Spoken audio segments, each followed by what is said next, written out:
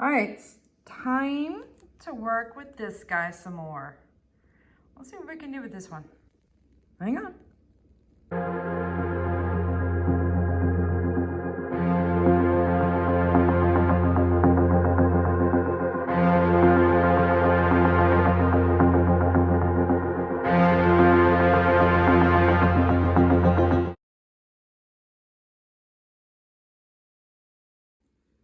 Howdy, howdy everyone, this is Clara Lawrence, and we're gonna work on this guy some more.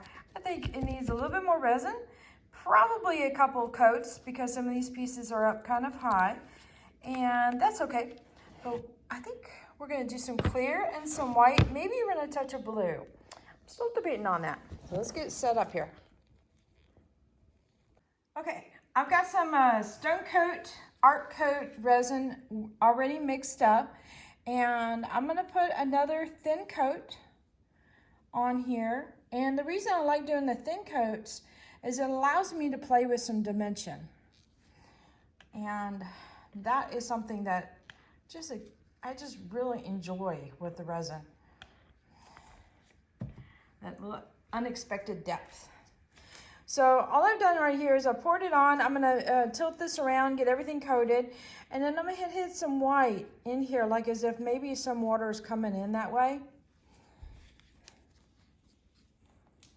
But for the most part, it seems to be flowing pretty well this morning. Whoops, maybe too well. So we're just gonna tilt and move this around so that everything is nice and coated.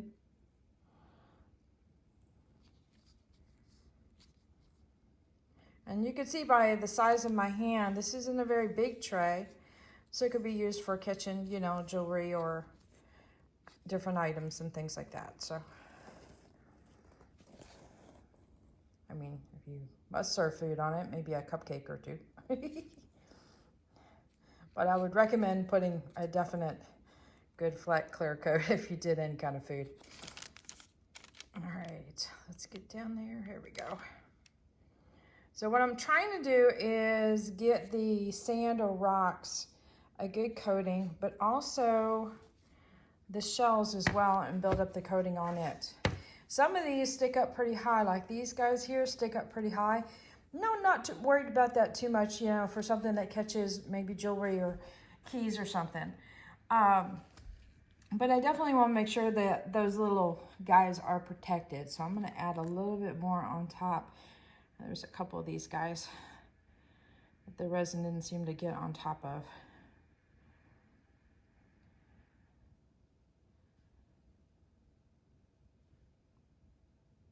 In fact, you know, sometimes resin can actually fix problems with glass. Like if you're working on a glass project and it has cracked a bit, you can use a little bit of resin in that crack and it'll go away because it'll blend in with the glass. But it depends on the project. I had an art bottle, whoops, that I worked on. My popsicle stick, I thought it was about to hit the floor.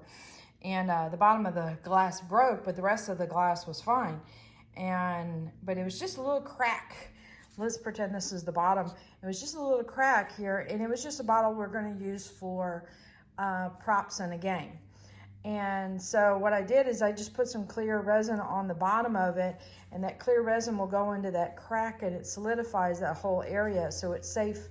And when you run your finger across, it won't get cut anymore. And that was what I was concerned about. It's not like we were gonna pour out of the bottle because it already had resin stuck in the bottle.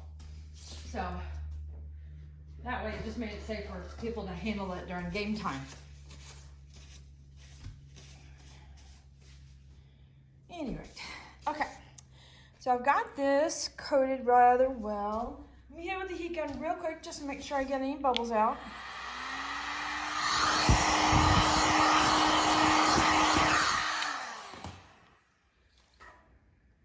All right, now what I'm gonna do here is, since we have a lot of negative space in here with this black sand, I'm gonna kind of play with it a little bit and run a couple real thin lines here, and then just kind of wisp them out a little bit with the heat gun.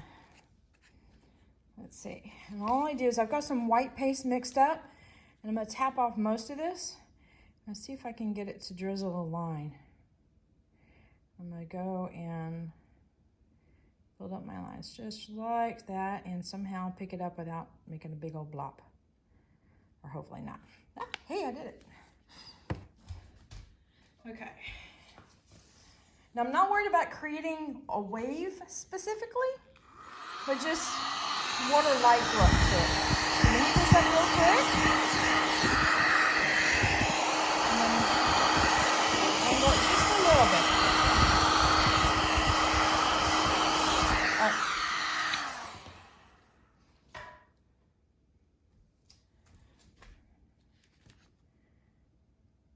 Bring it forward and bring it back. And all this does is it helps build up those wispies.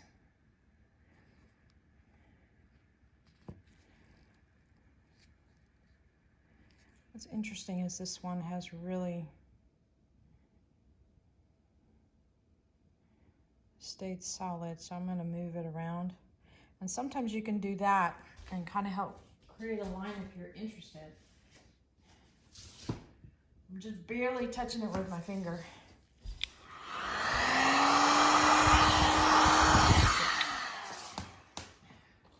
I got the camera kind of close to that, so hopefully that heat gun isn't too loud.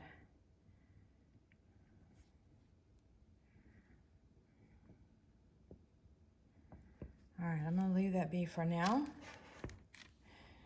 So what's gonna happen is any of these that are popping up, this white's gonna run around it and give that a little added dimension, like the water's moving over rocks and shapes and stuff. So that's pretty cool. And so the next layers that we do on top of this, I might do some tinted layers, but you're still gonna see that through the tint. So that's gonna be neat. So we're gonna be messing with layers in this particular piece. So I'm gonna put this to the side and let it cure up and get it ready for the second coat. I'm gonna bring you in for a close-up. All right, bring that over. So you see how that one's got a lot of nice movement. This one's starting to do it. This has got a little bit, and that's got a little bit too, but it looks really nice. All right, I'll zoom it in.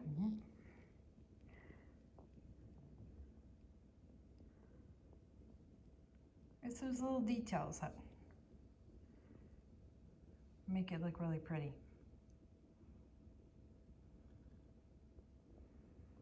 All right, until tomorrow, we do our next layer. Can't talk. That. All right, this guy's all done and needs a little bit more resin.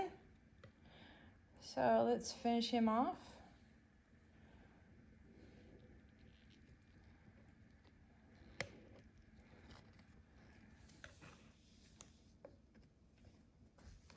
And I want just a thin coat on it. And then I'm gonna add some clear blue to this guy.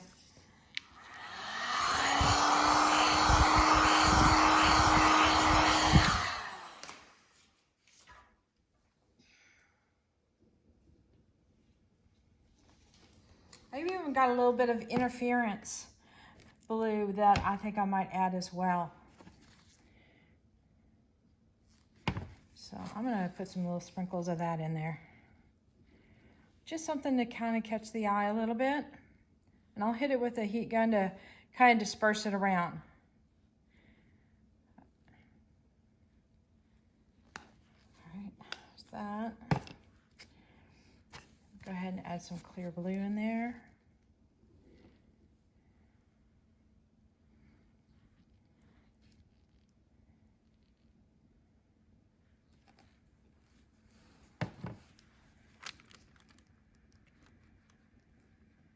Mix it in with the clear a little bit.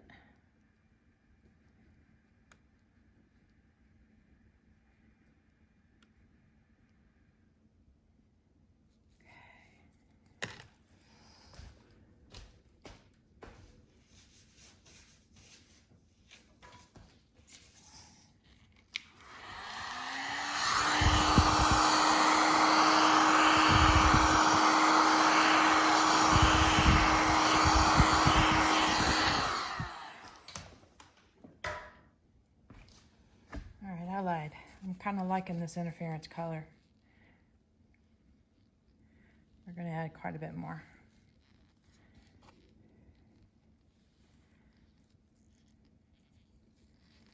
This is part of that Bling It collection by Color Art. Gorgeous stuff. Gorgeous.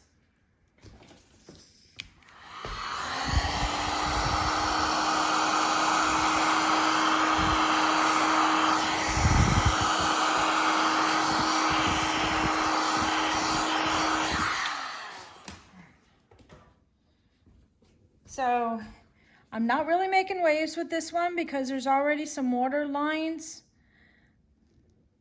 But what I am doing is it's got a little bit of a blue halo here and a little bit of the Bling It. So it'll play with some color and it's nice and level. There's a couple of spots here where it's still high, but I'm okay with that because it can still be used as like a key catch or a jewelry catch because everything is covered and coated. So since it's a small thing, you can kind of get away with that. I'll bring you in for a close-up because this Bling It's really pretty.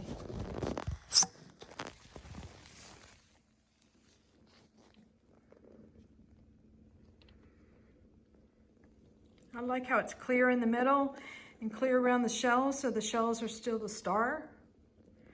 I'll bring you in a close-up. Ready? Drink.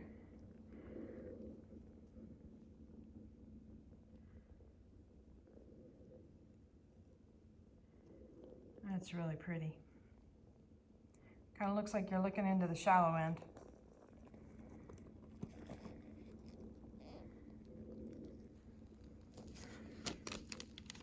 All right. So hit that like button, hit the subscribe button, but definitely hit the bell to get notified next time I put a video up. Later, y'all. All right, here's the next day on this little guy after it's cured. Love the blue. A little bit of wispies of white in there, but more of the sparkles.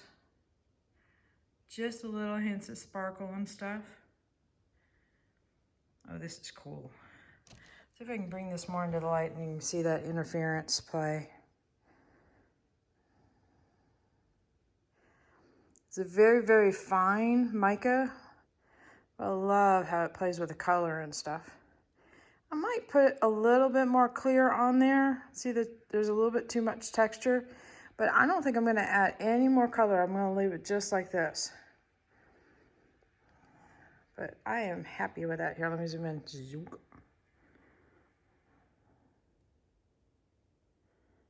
I'm really happy with that.